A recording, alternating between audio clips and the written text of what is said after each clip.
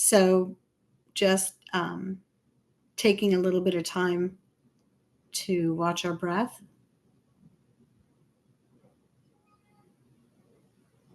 And just mentally letting all of the events of the day sort of fall away.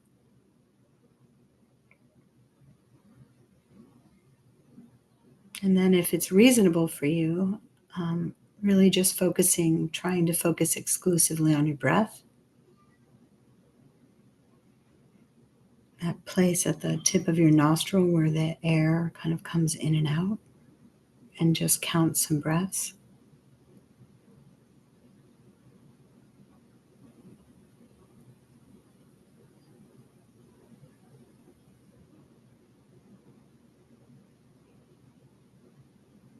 And if your mind wanders, then just gently bring it back to your breath.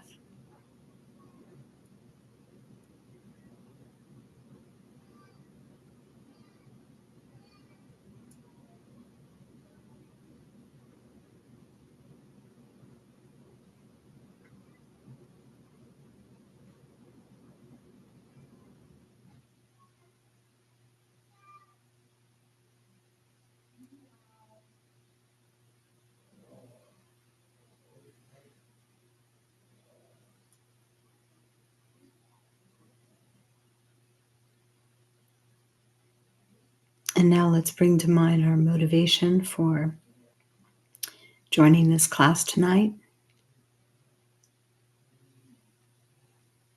And again, we can have many different motivations. Maybe we just want to be a calmer, kinder person. But for most of us, there is a higher motivation. This deep wish to help sentient beings. And an understanding that the way to help is to gain the realizations in our own minds that can free us from suffering, so that we can share that understanding with others.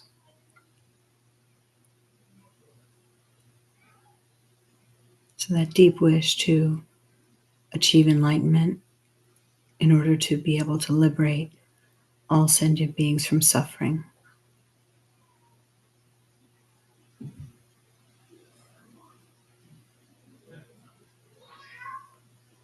And then let's commit ourselves to using the time we have together to develop ourselves in that way.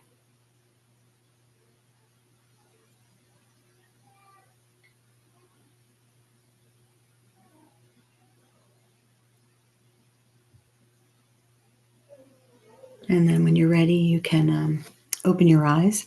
And then I'm going to lead us in refuge. I'll do first in English, and then I'll do twice in Tibetan. I go for refuge until I'm enlightened to the Buddha, the Dharma, and the Sangha, through the positive potential that I create by practicing giving and the other perfections by attending this class. May I achieve enlightenment for the benefit of all sentient beings. Sangye chodang soki chognam la, jangchu badu dagni kyapsu chi, dagi chenyan gipe sonam ki, drola penche sangye drupa sho. Sangye chodang soki chognam la, jangchu badu dagni kyapsu chi, dagi chenyan gipe sonam ki, drola penche sangye drupa sho. Thank you. So we've been talking about gurus, talking about what makes someone a qualified guru, but really emphasizing what makes someone a qualified disciple, and what it means to have this relationship, what it means to have guru devotion, what it means to have a relationship with a teacher. And I thought this week maybe there were a couple of analogies. I personally am not very good with analogy, so it's much better to find some scriptural sources. So there's one that I really liked, Gampopa and Sakya Pandita, this analogy of like the sun with a magnifying glass and kindling. So the analogy is, the sun is always shining, but you need to have like that magnifying glass or that conduit in order to bring about a flame. And so in that sense, the sun is the Buddha Dharma. It's always shining. Like the wisdom of Buddha Dharma is always present. But it is the guru is like that magnifying glass. They're the conduit for the teachings of the teachings for us. And so in that way, it in that way, again, we talk about seeing the guru as Buddha. They are functioning as Buddha for us. They are the ones who are bringing us the Buddha Dharma and putting us connected with that. The other thing is that they have this power to inspire us, which is so important, in order to persevere on the path, in order to train our minds and kind of change. We're literally changing the direction. When you say countless lives that we've been in samsara, and then countless lives of self-grasping, in the sense of like identifying things as truly existent, but then the self-cherishing that follows right after that. So that's what we have, lifetimes of taking care of me, taking care of this one. And it's not that we're looking to not take care of ourselves, but it's understanding, our first of all, that some of the things that we consider taking care of ourselves are actually harming us.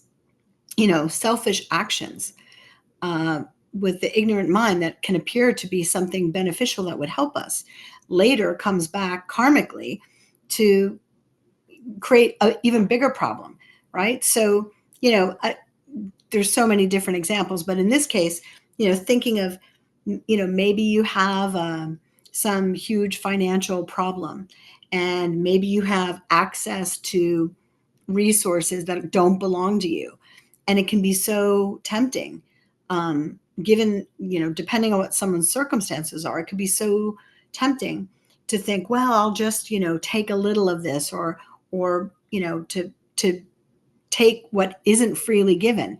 It can seem like an easy out. Suddenly your problems are solved.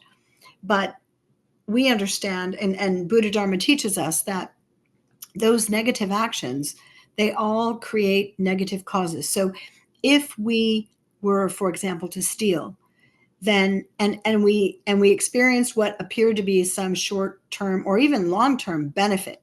It looked like, oh, all of our problems were solved. Well, the fact that our problems were solved would actually be because we had been generous, or we had done something positive in the past. And the fact that we now have stolen would be creating the causes in the future for us to experience something similar, right? So I've spoken, and I know many other teachers have talked about, how karma works. So it ripens as a situation similar to the cause. So taking from someone else creates the karma, plants the seeds to have that kind of experience ourselves. And then it also creates in us a habit, which is maybe sometimes even more insidious, because then it perpetuates itself. So it's very heartbreaking to think that, we're just constantly misconnecting the dots. And I'm going to guess that most people that are in a class like this probably aren't going out there and stealing or doing, kind of gross, obvious negativities. But the same is true for like the subtle, I have one teacher, he would say it's that subtle, low level, constant radiation that is keeping us in samsara. It's the tiny little negative thoughts about another person, or, begrudging someone something, or saying something negative about another person. It's those little kinds of things that we're doing, not even thinking about it, all day long. And then Buddha Dharma helps us to understand, that these things are mistaken, that the conclusions that we're drawing that those things are actually only going to cause us pain, no matter how much it looks like it's going to help us in the short term. And the way that we get those teachings are from our teachers. So someone is sharing that information with us, and that's the key to unlocking this perpetual habit that we have, putting a spoke in the wheel of life, stopping this insidious cycle. So the gurus can inspire us. Some things are easier. This is another thing. We all have different propensities. There's some virtuous things that may come very easy or naturally for us. And that also is the function of, having done good deeds in the past and developing a habit for that. But that doesn't mean that we would necessarily have that in every single life. So we want to, in our practice, extracting the value from this precious human life, this precious human rebirth, and then identifying suitable teachers and allowing ourselves to be inspired by them. So they say that the way that the teachers help us, obviously, giving us directly the Buddha Dharma, access to them, but also, and as importantly, is providing a living example of someone who actually follows these things, right? So, someone who is manifesting, apparently to us, the 10 perfections, being generous, being patient, being moral, having, control over their own minds, self-discipline, all of those things. And they say, so there's these ways that they can help us. So one is, they say, they can calm disturbances, because we trust them. So because I trust in my Lama, my mind can be disturbed, but my trust in them, putting my trust in them, going to refuge to my teachers, can have in and of itself just a very calming effect. It helps to stimulate our growth. So our openness to them, the fact that we are open to their suggestions and their teachings and taking them as an example, helps us ourselves to kind of blossom and grow. Um, they give control over difficulties due to the respect that we have for them. So because I respect my teacher, I will control myself. I will control myself certainly in their presence, but also just walking in the world. They say in Buddha Dharma, guilt is not helpful. So feeling guilty isn't a constructive feeling. But what two things that look a little like guilt: shame and consideration. So shame, not in the sense of like bashing ourselves, like, oh, I'm a terrible person, but an idea of how we want to be and show up in the world. And this is, nobody else knows, but I do something, or I say something, or I think something that just isn't aligned with that vision of who I want to be and how I want to show up in the world. So when there's that misalignment, that internal feeling of just shame, it isn't that anybody else is going to know. The other thing that is similar to guilt, but not guilt, would be consideration. So this is not like being pretentious or being false, but having a thought like, well, I'm a student of the Dharma. So, I don't want to engage in this gossipy conversation in front of other people because I will be providing a bad example. So it's having consideration for the effect that you might have on someone else. Actually, this is really important, especially when we're talking about gurus and teachers. We've already talked about how it's one teacher doesn't fit all. It's not like one teacher is the perfect self-existent teacher for everyone. So we may have a friend who has actually created some karmic dharma connection with a teacher. Maybe for whatever reason, we don't have a high opinion of that teacher. But if we know that they have, and it's tricky because we also want to be a good friend and maybe say, hey, be careful. or maybe be careful with that teacher if they haven't established a relationship. But if you know that someone is someone else's guru, then just being careful not to say gossipy things or a lot of negative things about them to that person, because it's interesting. If I think that I'm right, then I think, oh, I'm informing them, I'm helping them uh, to see the truth about their teacher, that their teacher isn't a great teacher. But actually, if they have already what's called a samaya, if they already have that connection with that teacher, they've already taken them on as a guru. Now I'm just, feeding them with negativity and bringing up negative things in their mind. And that's not helpful, because then they break that samaya and then they would suffer. That breaking down that relationship can have very heavy ramifications. So giving them space, um, and then for us, just also recognizing that, seeing that is, planting the seeds to hear people criticize our own teachers. And then, if say that happens, say we're on the receiving end of that, being very careful to separate out appearances from what is the self-existent truth. So stepping back and trying to identify what has been helpful in that relationship, how we can benefit and use that, and then, how are we going to think of it? So there's all these examples. If the guru asked you to do something that's not in keeping with the Dharma, then, you don't have to have complete disrespect for that teacher. You can decide, well, this is some kind of a test. And then I know, yeah, I've been taught what the right thing to do is. And so that's what I'm going to do. And even, you could even apologize. I'm sorry, this must be some kind of a test, but I'm not going to do this. It doesn't align with what you've taught me, what I've been taught.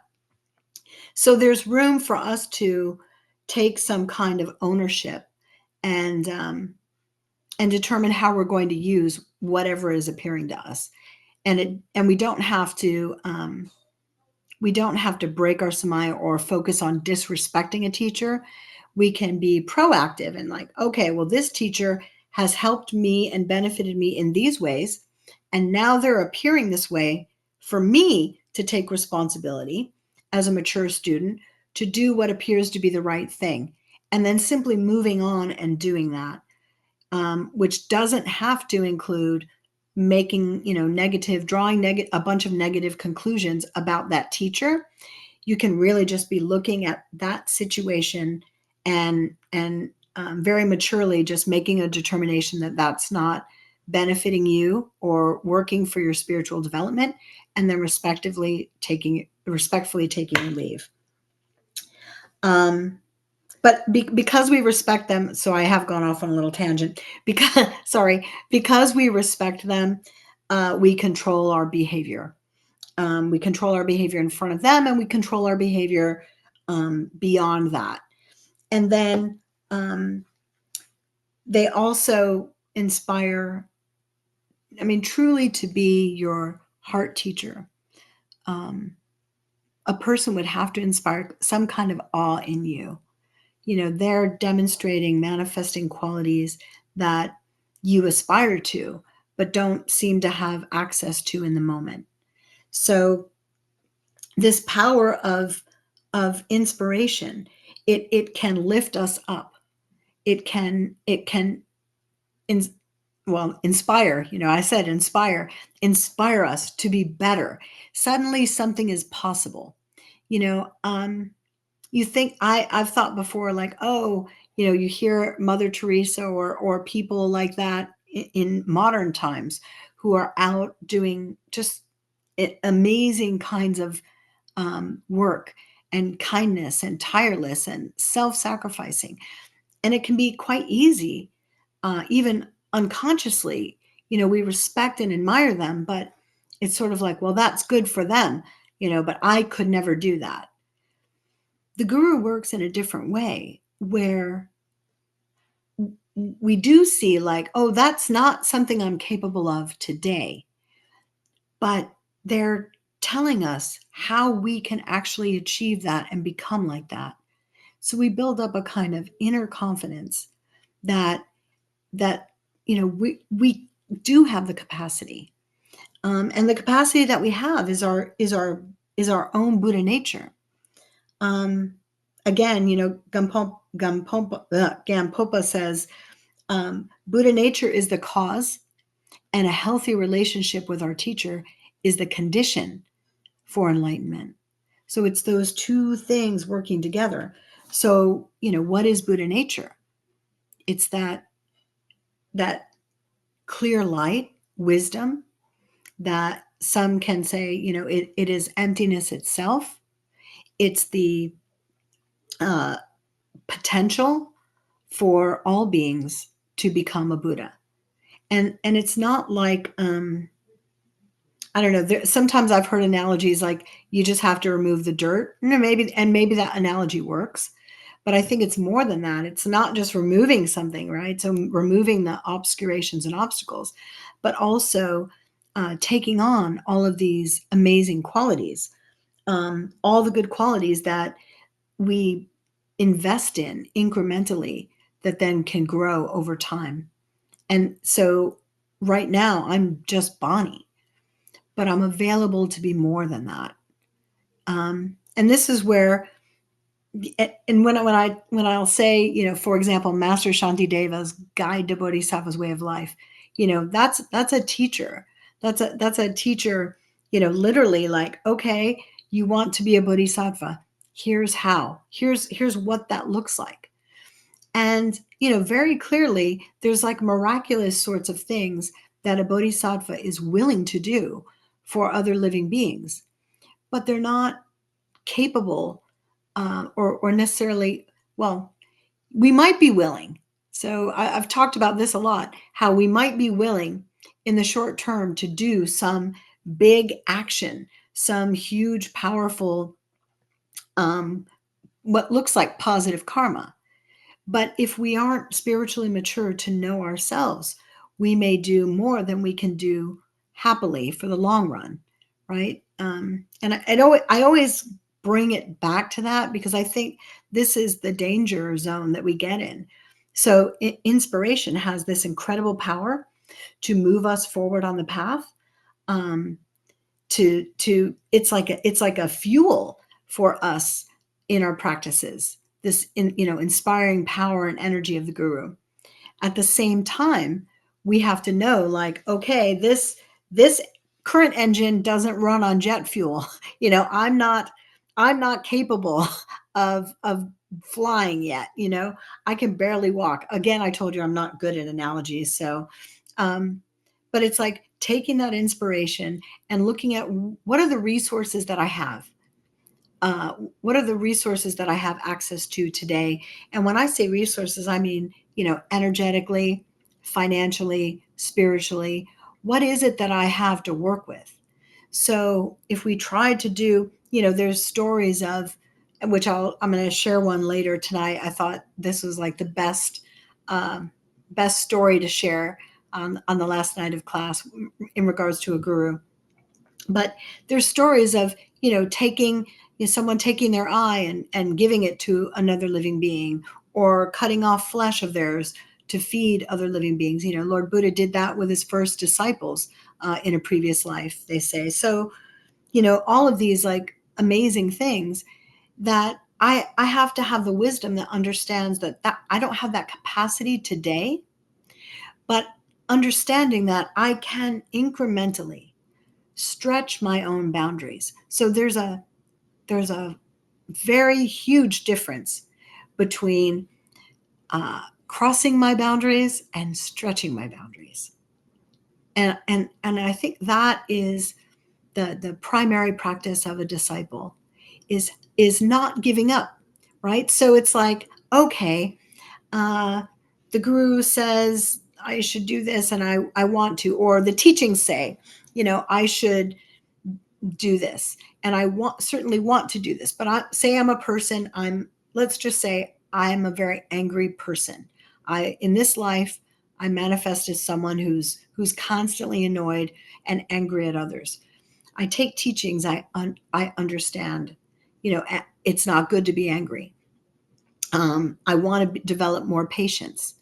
So, we can like vow. So when we're regretting and we're doing 4 powers to try to purify something, I could say, "Oh, I'm never going to get angry again." And then the next 20 minutes, I've already broken that. And now I've added kind of lying in a weird way, lying to the mix of negative things I've done. And it's because I'm not realistic about where I am. So it's about, or there's a couple really practical ones. So eating meat, people struggle with that. People struggle, and those who don't struggle with it, for them it's not an issue. It's like, what's the struggle? This is what we do when we look at each other and we compare. Or people who have suddenly their house is infested with rodents, or I mean, these are, or they get crabs or head lice or something like that. All of a sudden, now your Buddhist teachings, really, you have an opportunity to practice. But even then, it's a question like, what is your capacity? And I think I don't know if I've told this. Well, I certainly haven't done it in this class, but maybe Michael and Shayla might have heard this story. Years ago, I had a friend. We're living at Land of Medicine Buddha, and another friend, they were very helpful towards homeless people. Another friend ended up getting like body lice. And so he got body lice, and he's just like, I don't want to kill. But it's a dilemma. And you can read, and different teachers have given different kinds of advice on things like this. But ultimately, I think out of great kindness, they give different kinds of advice. Ultimately, we know we don't want to kill, right? So, but do we have the capacity not to kill at all? Given what our life looks like and the circumstances look like. So for him, he really struggled with it, but he was like, okay, I can't deal with it. So he went and he got the medicine, applied it, whatever. And then a week later, they were back. And I think it happened, I don't remember now how many times, but finally, the last time he's like, okay, I've done enough killing and I just can't do it anymore. And he felt so much regret. There was so much regret over what he had done. He honored his own recognizing where he was, but he had so much regret, and he really did 4 powers. And he's like, if this doesn't work, I'm just going to somehow find a way to live with it. And they did not come back, and that was lucky that they didn't come back, right? But I know I actually feel like it was the power of that honest commitment that he was able to do. But he had brought himself to that point. And I guess that's my point is, we have to evaluate, where am I today? And it's interesting. It almost feels like being a little bit of a hypocrite. But I think the choices sometimes we have is, if we're aspiring to something here, but we're showing up in the world here, that is very uncomfortable. That distance between where I am and where I want to be feels horrible. And there's an incredible temptation to bring down our aspiration to meet us where we are. So it's 2 things. It's either bringing that down, which in essence is really giving up, or trying to do something that we're not capable of doing. And both things are faulty. Both things can create problems for us. Living in this space where we are honoring where we are, but not lazily, not feeling comfortable. Like, I really do want to be more like this. And then looking for ways that we can stretch ourselves. Like, okay, I can't, my house is infested with rodents. I have to call, I'm afraid of that. I've got a young child, whatever our life circumstances that make something like that intolerable. But feeling the pain of doing that, recognizing and owning that it's wrong. This is one thing, uh, in Buddha Dharma, it is better to know something is wrong and even to do it than to decide that it's okay, which is a little uncomfortable, you know. Uh, so I'm going to do this action, but then I need to do something to make up for it. I need to somehow protect life, and then I need to take responsibility. What can I do so that this doesn't happen again?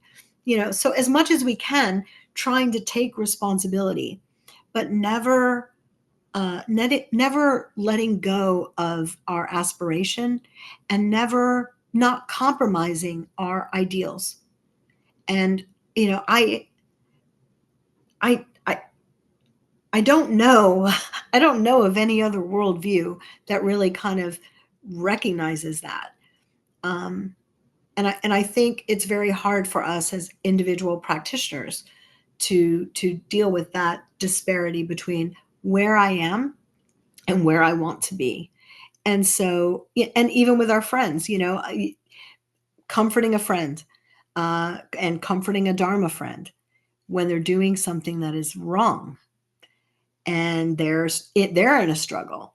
The temptation could be like, well, also justifying and like, there's no problem with that.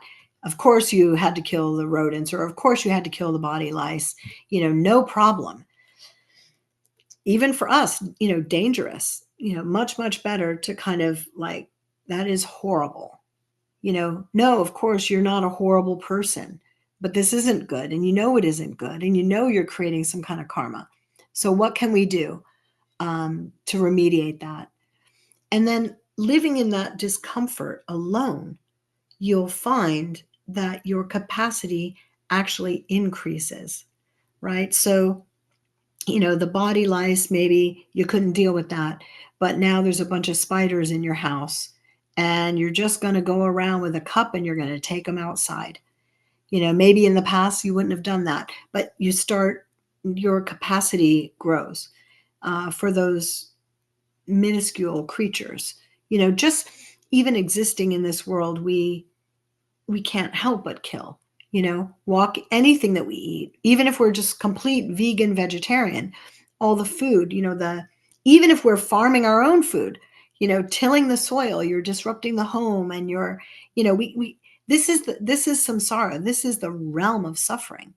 It certainly doesn't mean be cavalier about, taking life, but again, we know where we are, um, being where we are, and aspiring to be something more. And the guru is the main, um, object of that kind of inspiration, to kind of help us, because you look at them and they're different, hopefully. If this is the idea, is that that's why they become the guru for you, because they are demonstrating a capacity that we don't have access to. It's also why sometimes they say, what did I say the other day? It's like four valleys, keep the guru a little bit farther away, because in this degenerate age, we may not be able to find perfectly qualified gurus. And so, you see something, people sometimes they've seen a teacher having meat, and then they're, destroyed. So we just have to be kind of mature about that. And, I've already talked a lot about checking out your teachers for a period of time, but you're checking them out and you're also checking your own mind. So that was a lot of me talking, and I just want to stop, because this is the last evening for this class, and I would love to, if there's any, I don't know, questions or anything that anyone wants to specifically discuss, I would love to kind of open it up, whether it's something I just talked about, or, um, yeah, or something that's been a burning question or even for you. Yeah, I have something that I want to ask. Now, in this day and age, we have a lot of the cancel culture, and somebody will take like a small sliver of something and then turn it into something big. Yeah. And there are a lot of people who have been canceled out there. Um, and then they've come back and they've said, okay, yeah, that didn't happen, because of gossip and all of that, and all of the craziness that's going on in the world. So I get that. Um, I get that. So spreading that information, you know, it's already out there. It doesn't need to be done. Um, but besides the whole cancer, say there's a teacher out there, and um, I have seen something personally with my own two eyes Mm-hmm. that is not something that can be found on the internet. All Mm-hmm. right. So, um, and that is current. All right. So we're not talking about something that's happened in the past that there's a record of. We're talking about something that's right now, and like a misconduct that's happening right here and now. And you have a friend that's going into that situation and doesn't have that knowledge. What would you do? I would definitely share that information with my friend. So, but I think there's a way, which is, look, if it is their teacher, just acknowledging, like, I don't know, you know, I don't want to say this to make you necessarily draw a bunch of negative conclusions. I don't know Yeah. what your Okay. relationship is with that teacher, but I know this, and that doesn't mean that because this is also the case. It doesn't mean that they're 100% horrible. Yes. It Yes. doesn't mean that they're not an effective teacher. It doesn't mean that they Exactly. can't help that person. But Yeah. I would feel like I was letting down a friend in not letting them know. But then that would be it. I would let Yeah. them know, Yeah. right? And then Okay. respect their however Their they see choices. it, Yeah. right? And Hmm. and I think it is sometimes a fine line or a challenge. Like, what is the thing to do? Yeah. And then you're not motivated by gossip. You're not trying to Yeah. tear that teacher down. You're not trying to do anything except for help your friend Yeah. with information I would say this information that I would want to know. Yeah. Then that's what you apply, and they may take it well, they may not. Hmm. If they have some eye with that teacher, I mean, I think helping them, like maybe there's other teachers they can talk about how to handle that, but Hmm. we can't even, again, even for them, it's like just not dwelling on it, right? You have to Yeah. deal with it. So, abuse situations, and there are like situations where someone Hmm. feels like they've been abused, Yes. which is also why I say a lot about take your responsibility. And it's not blaming or shaming people who end up being victimized. But if we know up front, if we claim that responsibility up front, it's a safeguard for us. But even in the case of abuse, obviously people have to process that. But then, okay, then take your space from that. But what there was a reason why that happened. So there must have been something valuable that was there. And what are the lessons that they're learning? And put the focus more on that, which is not the same as brushing it under the rug or covering it up. Um, and then I think it's totally appropriate to then, if you know people who are about to start a relationship or start going to see a teacher that you have that experience with, you could just say, hey, they might be a great teacher for blah, blah, blah, but blah, blah, blah, do with it what you will. But I know this, and, you might want to think about that. And I think that's what we can do as Dharma friends. Um, that's helpful. That's really helpful. Um, and even that could get, if in the case of someone who's abused, that could get hairy, because part of processing, right, is vocalizing all this stuff, but helping them to just be careful not to focus on that, right? And I'm not a psychologist or a mental health professional, so I don't know what that right balance is. And I would certainly have a friend, you know tried to identify and find a therapist or someone who could help them with that processing. Does that kind of make sense?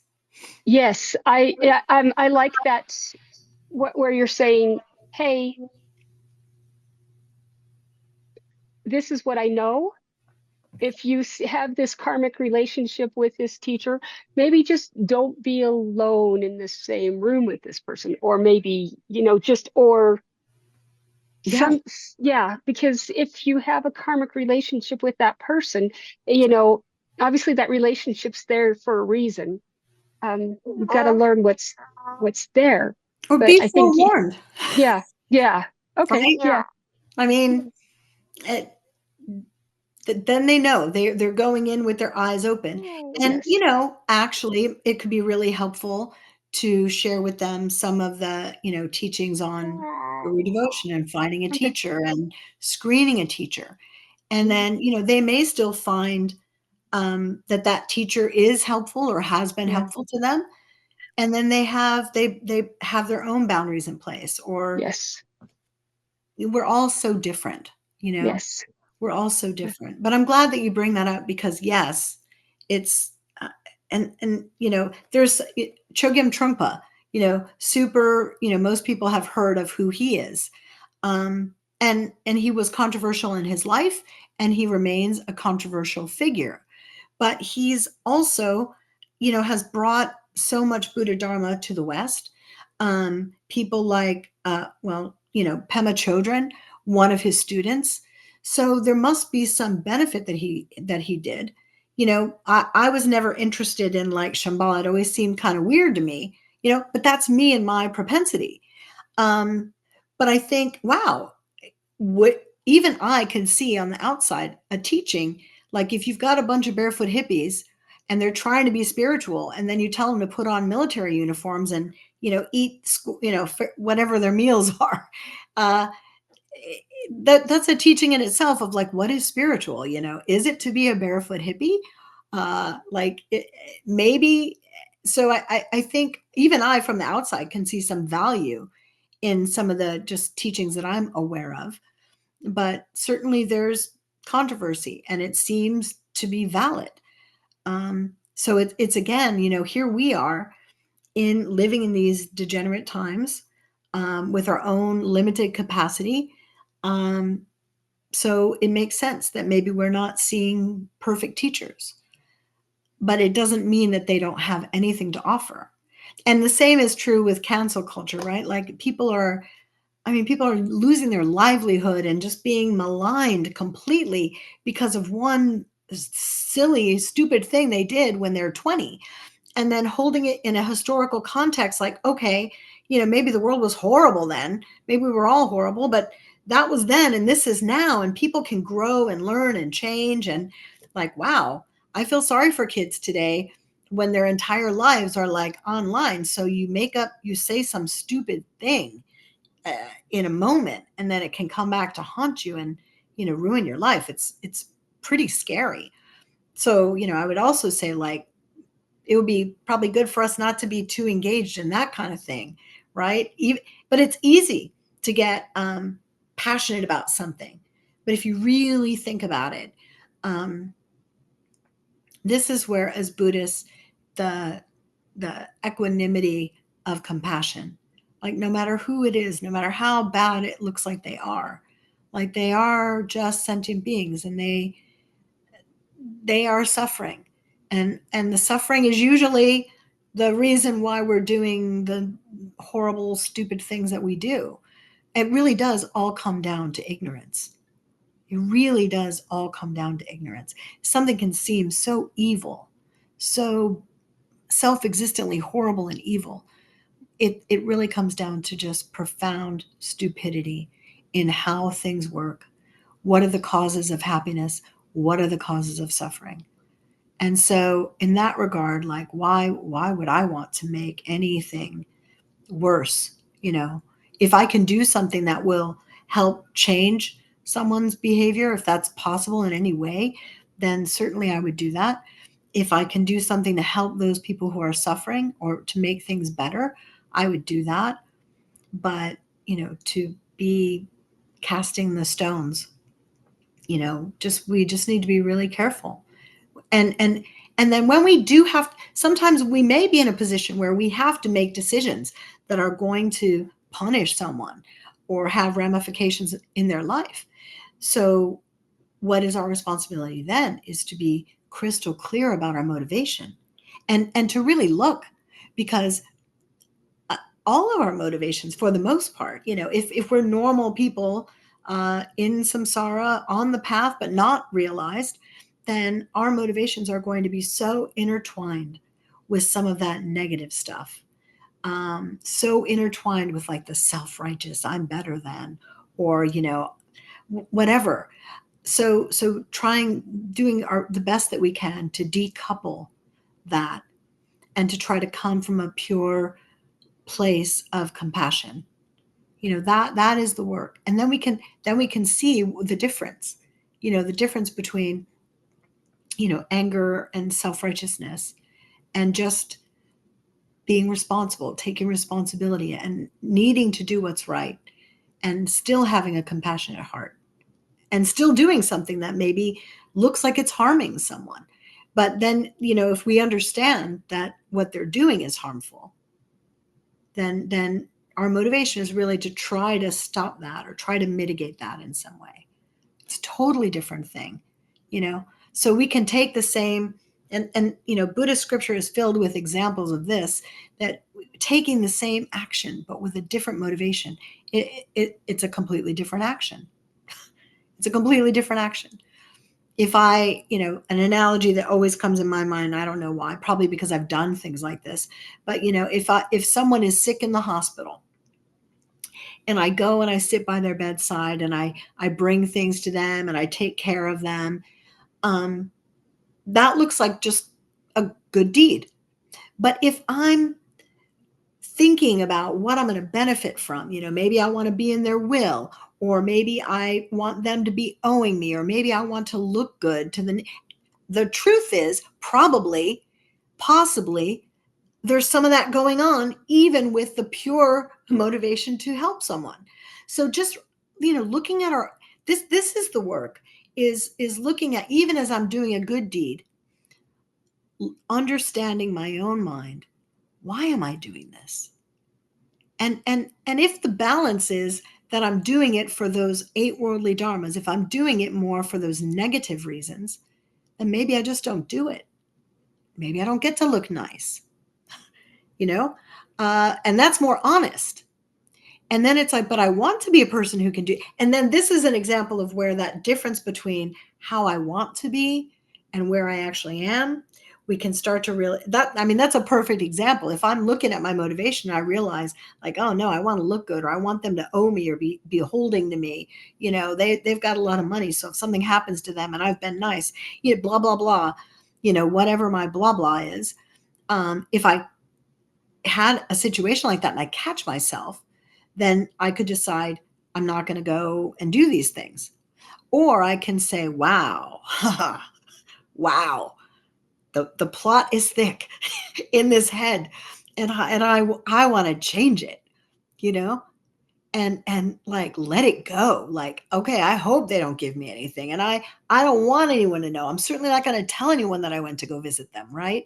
Like, then we start doing, secret good deeds, right? Instead of normally, it's like secret bad deeds, like we hide and, see under the cover of night, we're doing the negative stuff. Well, now it's like, oh, maybe under cover of night, I'm doing something positive, making that donation anonymously, or, whatever, all of these things, right? All of these things.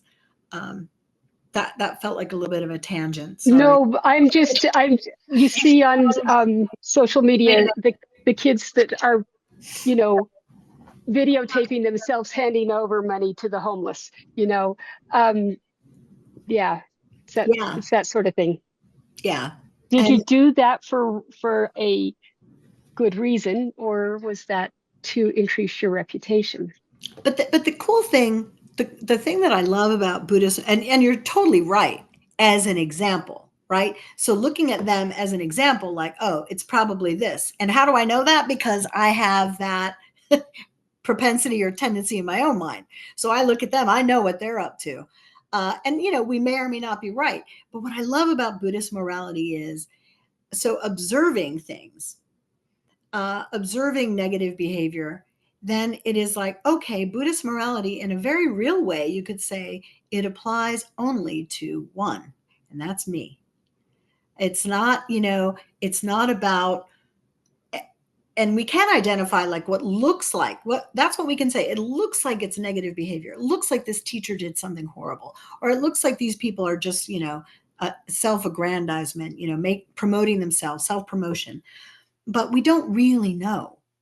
So what we can do is, so we don't know, but it looks like that, and it's a teaching for us. And this is, this is when you're in the zone, when everything you're seeing is a teaching. When even your own actions, be they good or bad, are like, oh, wow, there was some of this stuff involved in this action. It wasn't as good as I often will also tell a story of, I used to always be involved in putting together these long life pujas, whatever. And there was a particular nun was there, and always the lamas would be looking at her so kindly. And all of the, people who would come to the pujas were like, oh, you must be exhausted, and massaging her shoulders or whatever. And then I'm thinking, she didn't do that much. She didn't do that much work. And it just annoyed me, and then I like realized, like, oh my gosh, how much of what I'm doing is to get credit myself. Why am I bent out of shape that she's getting loving looks from the lamas and her massage on her shoulders? Why is that troubling me? It's because I wanted it, because I'm grubbing, I so it's like, oh wow, I'm just like a kid in first grade. I want a gold star. And obviously, it wasn't the only motivation for the things that I did, but I identified it. And sometimes we have to have like that negative, afflictive mind helps us identify some kind of a pattern or some kind of hidden motivation that we don't have access to normally. So, and then how that story goes is, as soon as I realized it, I told a friend who wasn't even a Buddhist, but I was like, I have to get it off my chest. Like, wow, I'm just I'm going for brownie points. And then the very next day, Lama Zopa Rinpoche called me on the phone. First time, not like I had oodles of calls from him, but a handful, and they were all at significant times. And that was the first time he ever called me. And he said, I've been trying to call you with my mind. And I knew, like, yeah, and I know why you weren't getting through. And honestly, I felt like you're getting through now. I'm getting a call because I finally let that grubbing thing go. I wanted love I wanted the lamas to know that I loved them. That's what I wanted. That was the positive part. Um, but it was mixed with all that other yuck. And so it just feels so good and clean when you get rid of the yuck that's hidden in there, even when you're doing a positive action. So thank you for asking a question and making things a little more interesting. I want to pause again, and then I want to tell a little story before we close with another meditation like we did last week. But before that, anything else that anyone wants to? This is a small little class, and we're relatively anonymous-ish, so nobody has to be shy if there's a question. Well, I just want to share something that Amanda shared this morning in class with Geshe, and she was reading from an FPMT literature. I don't remember what the publication was, but it specifically said if you have bad thoughts about your teachers, make sure you never say them in a place where somebody else can hear it, because it really multiplies that. So true. Actually, the interesting thing was when she read it, it didn't say it multiplies the bad karma. It said it creates bad karma. Well, creating ends up being multiplied, right? Because that's one of the laws. Right. It just grows. Like you plant one little seed, and the next day it's worth 20, and the next day it's worth 40. I mean, I don't know what the calculation is. There's a real thing like that. So yeah, it's it's crazy. It's important to be careful. And sometimes only we know. So if you're totally purely, Shayla, say you want to like make something known to someone and you're 100% pure. So somebody who just was in that class with Michael and heard that might overhear you and then might think that you did a negative deed. And you just got to live with that, right? Like only we know why we do what we do, both good and bad. And sometimes it could just be exactly the opposite of what it appears to be. And again, the scriptures are filled with stories like, yeah, to protect a statue of the Buddha, someone put a shoe, so that mud and things wouldn't be splashing on him. And then later somebody else walks by and sees a shoe on the head of the Buddha and thinks, what kind of disrespectful person did this? And they take the shoe off. So they had opposite actions, but they both had the same intention, was to be respectful. So we never know. Which brings me to the story that I'm sure probably you've heard before, told maybe in one way or another, or parts of this. But there's, Master Asanga would pray, really praying to see the face of the next Buddha, Maitreya. And he went into, he was just committed. He was so devoted to this idea of meeting Maitreya, the next Buddha. And so he went to, a cave in the mountains, and he's doing 6 years of hardcore retreat and doing the mantras of Maitreya and making offerings and making sincere prayer. And, just that was his sole focus for 6 years. And nothing. He didn't even have auspicious dreams, like nothing. So he just decides like, this is a failure, a lost cause. Nothing's happening here. So he packs up all of his stuff from his retreat, starts walking down the hill, and he sees a man with a soft cloth and a big iron pole. And the guy's like rubbing the iron pole with the cloth. And he's, what are you doing? And the guy says, I need a needle. So I'm rubbing this iron pole to make a needle. And he thinks, wow, he wants a needle. And it can sound ridiculous, but this is what our lives are like. We toil crazily. This example, it sounds so kind of crazy, like a make-believe story, like, oh, how stupid would anybody ever be? They're, rubbing a cloth like, okay, this is a great story for, a Dharma lesson, but come on. And yet that's exactly what we do. Like, I look at myself, I have been practicing and studying for years and years, and it's not like I don't put any effort in. But I'll tell you, I put a lot of effort into my job, my fun activities. There's a lot of other areas of my life that I put a lot of energy into. And in the end, what am I trying to get out of it? I am trying to get happiness out of it. So I'm wasting my life energy on trivial things in many, many ways.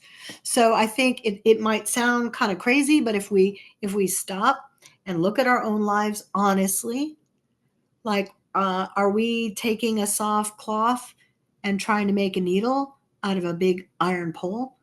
Are we looking for happiness, right? So that's the point. Like, he wants a needle for whatever reason. He thinks a needle is important. Yeah, we think blah, blah, blah is important. Ultimately, why? We think it's going to give us happiness. We think it's going to make us happier. So we spend a lot of energy doing those things. Anyway, I digress. But, the reality of that hit Maitreya, hit Asanga. And he's like, okay, what I want is something like much more valuable, much more important than a needle. And he is willing to make all of this effort for that mundane, trivial thing. I should go back and I should try more. So he goes back up into the mountains and he spends 3 more years. And, same thing. He's earnestly trying now. He's recommitted himself to putting in this effort, and he's doing mantras and he's making offerings, and nothing. So again, he just decides this is failed. I give up. I'm clearly not going to make any progress. So he packs up all of his stuff and he starts down the hill again. And he gets to the bottom of the hill, and there's a woman, and she's dipping a feather in water, and she's wiping it on a huge, huge stone. And he's like, "What are you doing?" And she says, "Well, this huge stone is obstructing my view of the sun. So, I need to wear it down, make it smaller." And same kind of thing. He realizes this is crazy. The energy, the effort, she's not giving up. Like, that's a crazy task. How long is that going to take? Like, she's not giving up. I need to recommit myself. So he goes back up the hill. And again, if it sounds like a weird story, I just ask you, how many stones am I wiping a feather on, in my quest for happiness? How many big giant iron poles am I wiping down with a little cotton swab? But he goes back up and he does 3 more years. And it is, of course, exactly the same story. So now we get 12 years, which, by the way, 12 years, and probably came from this, and I should know and I don't, is kind of like the recommended amount of time to check out a guru before you like really take on a guru. So he goes back up and the exact same thing happens. 3 more years. And so now he's like, this is his, 3rd attempt, not getting any results. He's like, it's just not going to happen.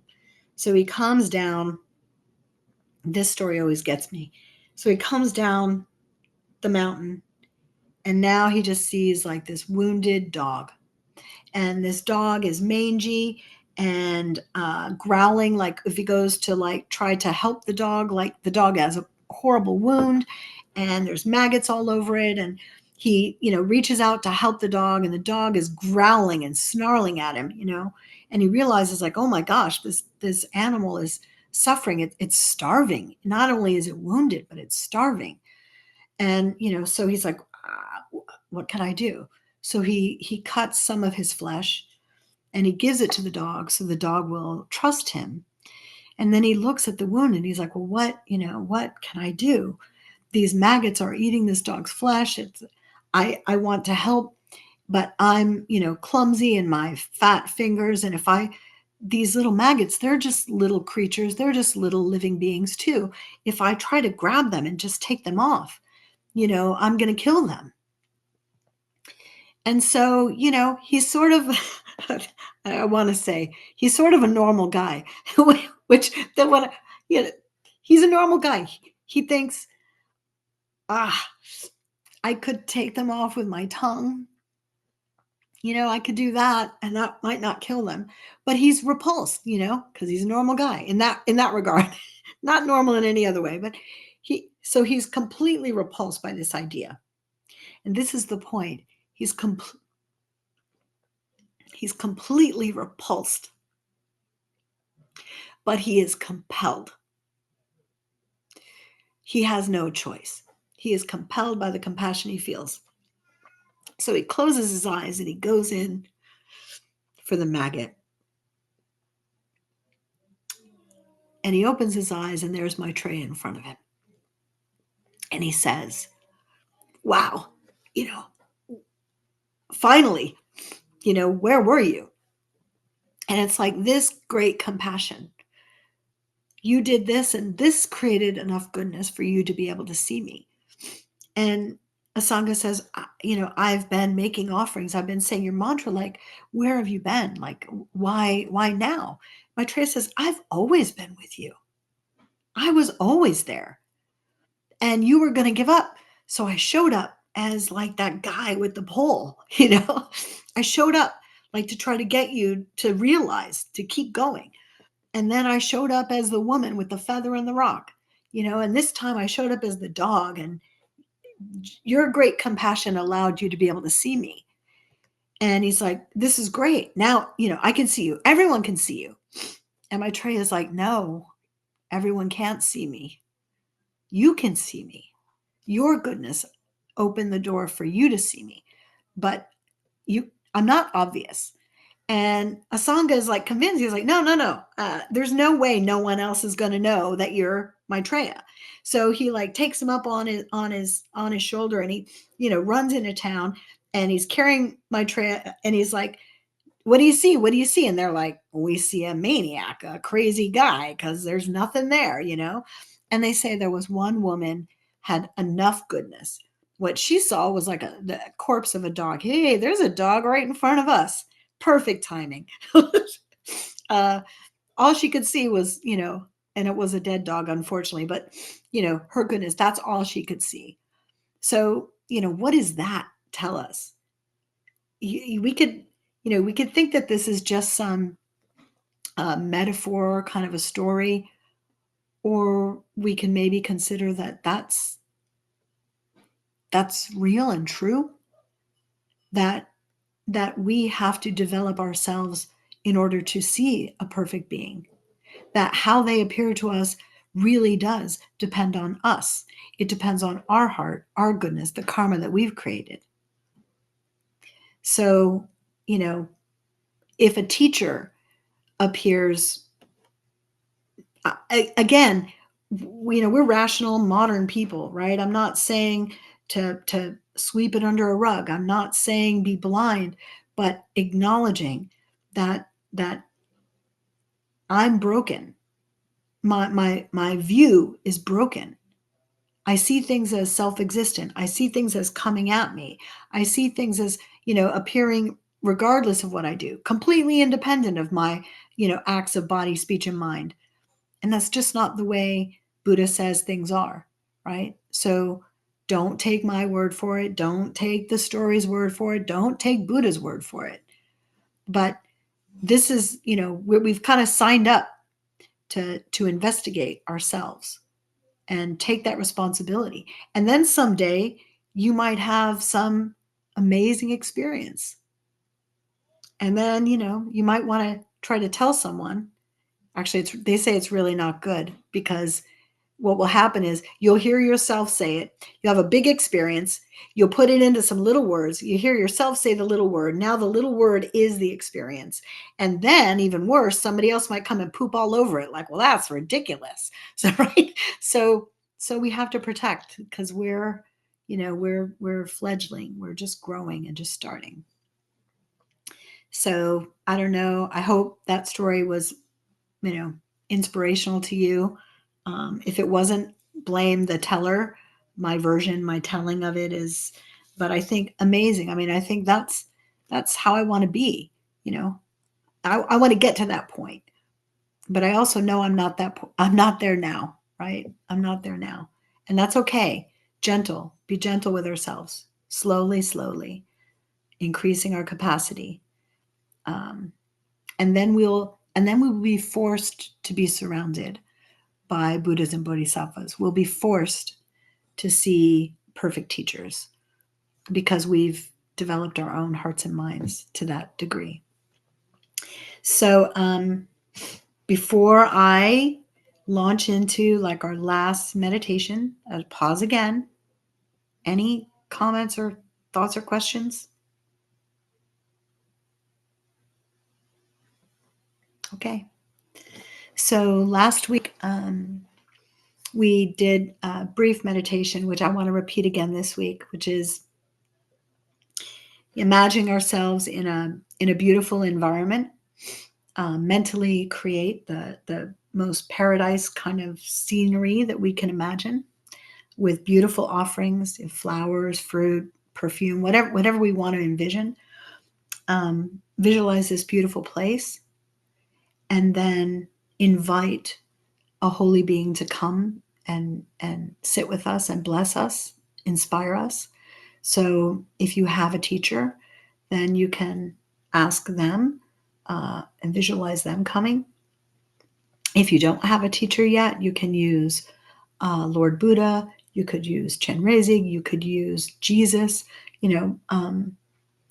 whoever inspires you the most, whoever looks like the best and highest example of what you want to become, and invite them.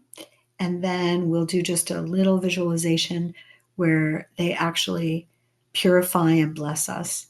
And then we'll kind of close with that. So I have to tell you, I've seen, unfortunately, I've seen some YouTube, and I'm like, oh, my own posture, like meditation, like it should be straight. I tend to like look up.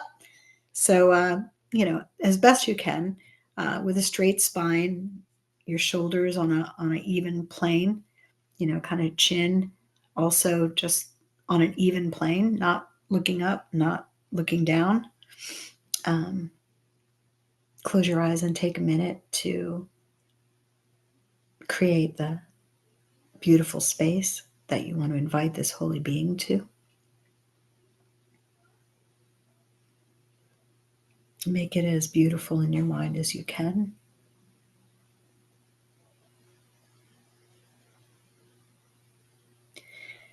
And if you're not great at visualizing, then just go for the feeling of a wonderful place.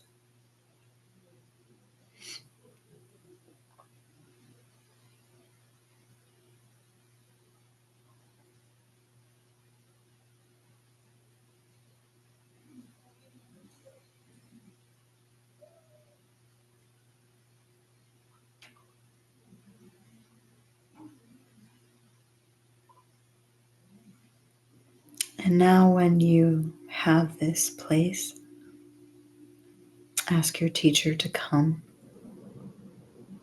Ask this holy being to come and be with you and bless you, to inspire you. And then imagine that they are suddenly sitting right across from you. And they're smiling so happy that you're wanting to connect with them. So happy that you're asking for help, and they're happy to give that to you. And imagine that their bodies are not like flesh and blood, but luminous like light, almost like a holograph.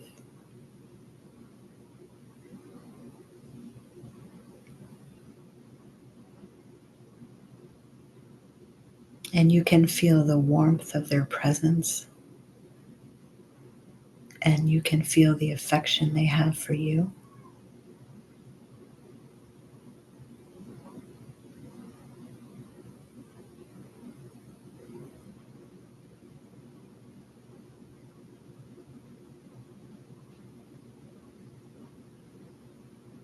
So you prostrate to them,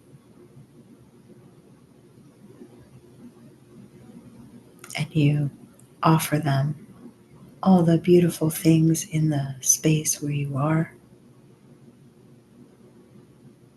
You offer them every act of kindness.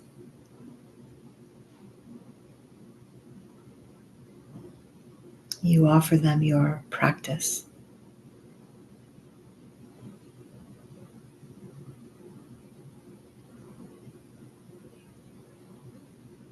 And then bring to mind some negative thing that you want to get rid of, something that bothers you, something you regret. And you openly confess that to them.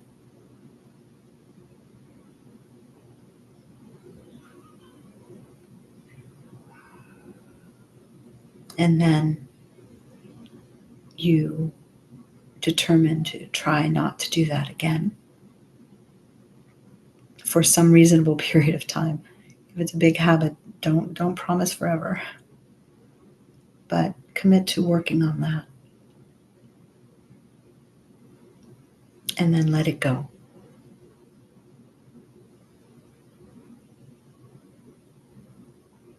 And now rejoice, tell them, share with them some victory, some spiritual victory, some small, even small accomplishment.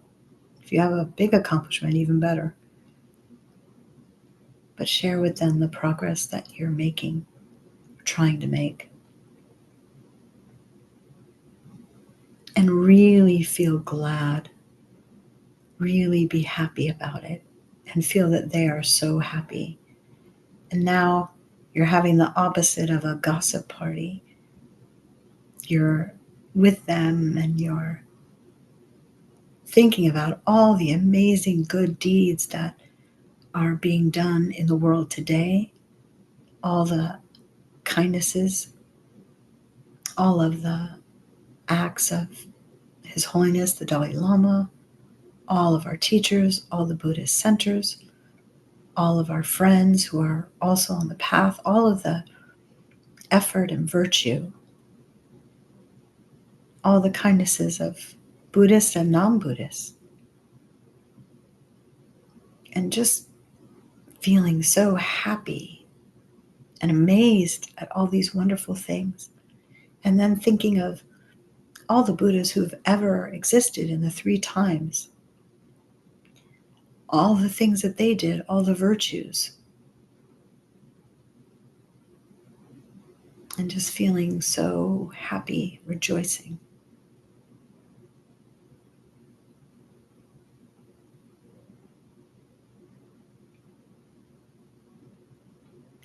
And then ask your teacher to please stay with you. And please to teach you and continue to inspire you.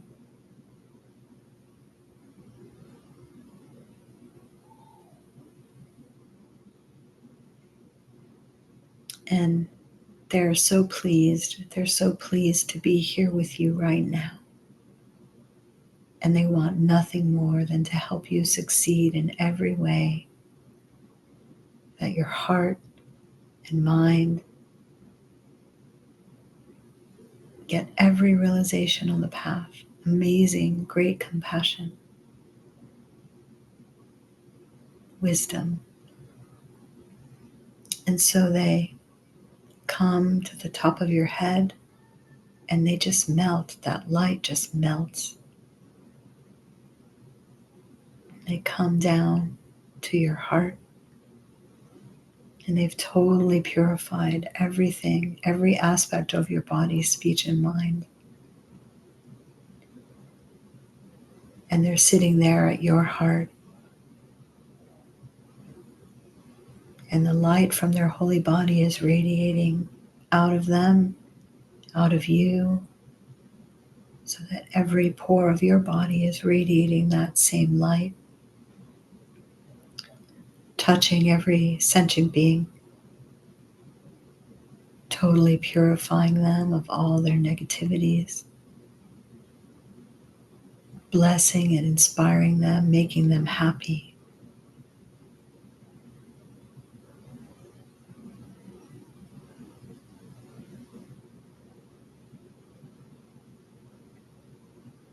And just feel that you're radiating that out into the world,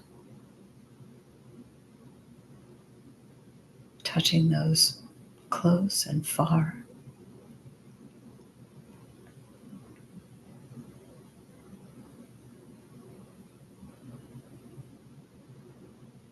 And then allow yourself to feel conviction that this is what you're meant to do. You're meant to save and help every living being.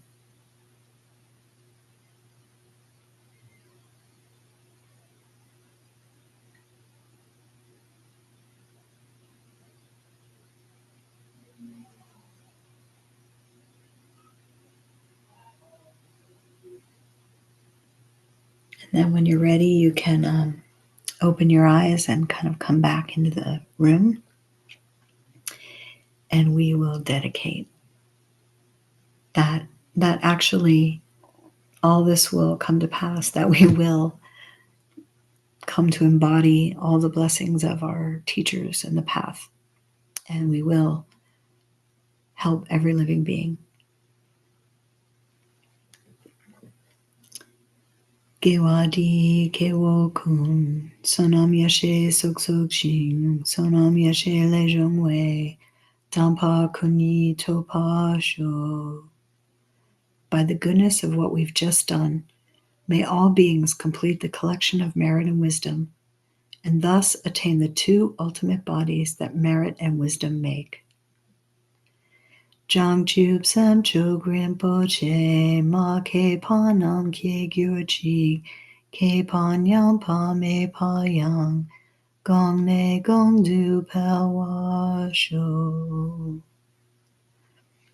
May the precious Bodhi mind not yet born arise and grow. May that born have no decline but increase forevermore.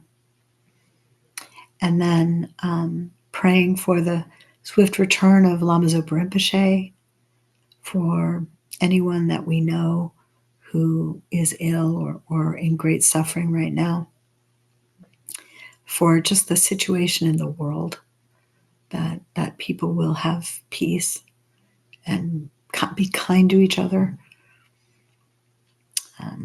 that all of our teachers' holy wishes will come to fruition, that they will all have long and healthy lives. And then especially for His Holiness the Dalai Lama, I'll do his long life prayer as well. Gamri Rawe Korwe Jinkam De Pendang Dewa Malu Zhongwei Ne Chenrei Xingwan Tenzin Gyatso Yi Jape Siete Badu Tengyo Ji. In the snowy mountain paradise, you're the source of all good and happiness.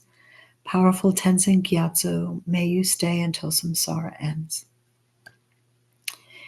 Thank you, thank you, thank you. I really appreciate just the opportunity for us to be together and connect like this and talk about something sacred. So I appreciate I thoroughly enjoyed having this time with you. Thank you again. I appreciate you guys more than I can say.